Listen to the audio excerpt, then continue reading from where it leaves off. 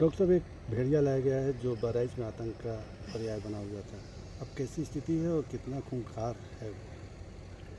मेरे लिए तो कोई वन्यजीव खूंखार होता ही नहीं है, क्योंकि वन्यजीव है उसका व्यवहार ही वैसा होता है। अलग अलग वन्यजीवों का व्यवहार अलग अलग होता है। जो भेड़िया कल रात को लाया गया था अभी वो बिल्कुल ठीक है, स्वस्थ है,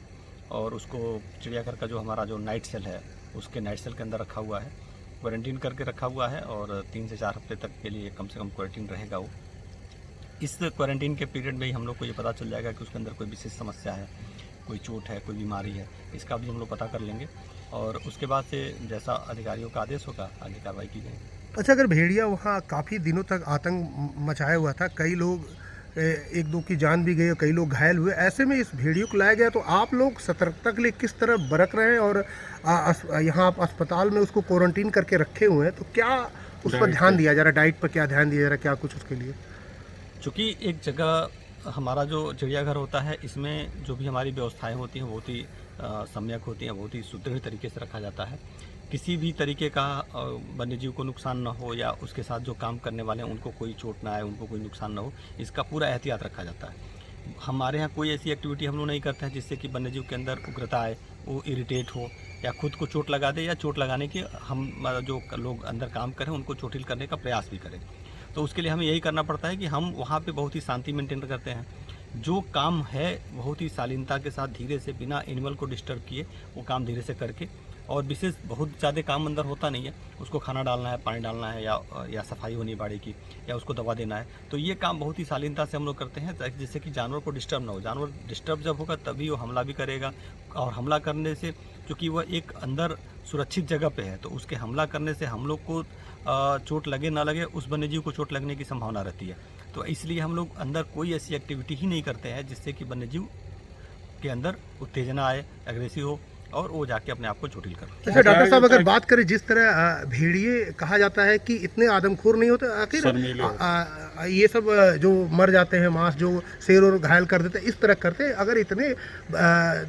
गांव में प्रभावित कर रहा है और कईयों की जान इसने ले ली, ऐसे में क्या लगता है क्या वजह रही होगी? आप जैसे काफ़ी पुराने डॉक्टर हैं, चिकित्सक भी हैं, चूँकि पशु चिकित्सक। सामान्यतः जो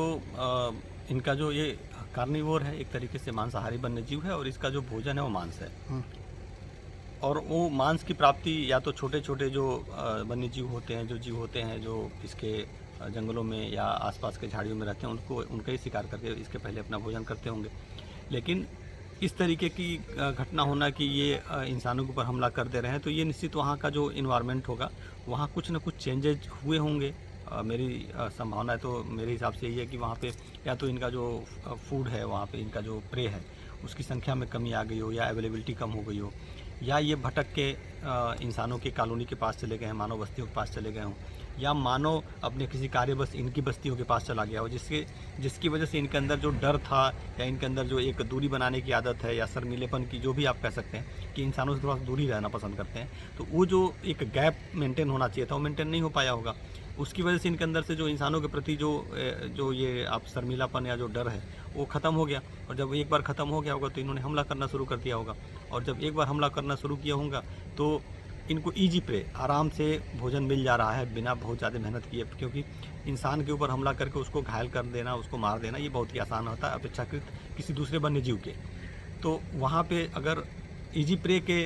वजह से भी ये हो सकता है कि इंसानों पर हमला करना शुरू कर दिए हम। तो कौन कौन सी जांच उसकी की जाएगी और क्या प्रोसेस रहेगा?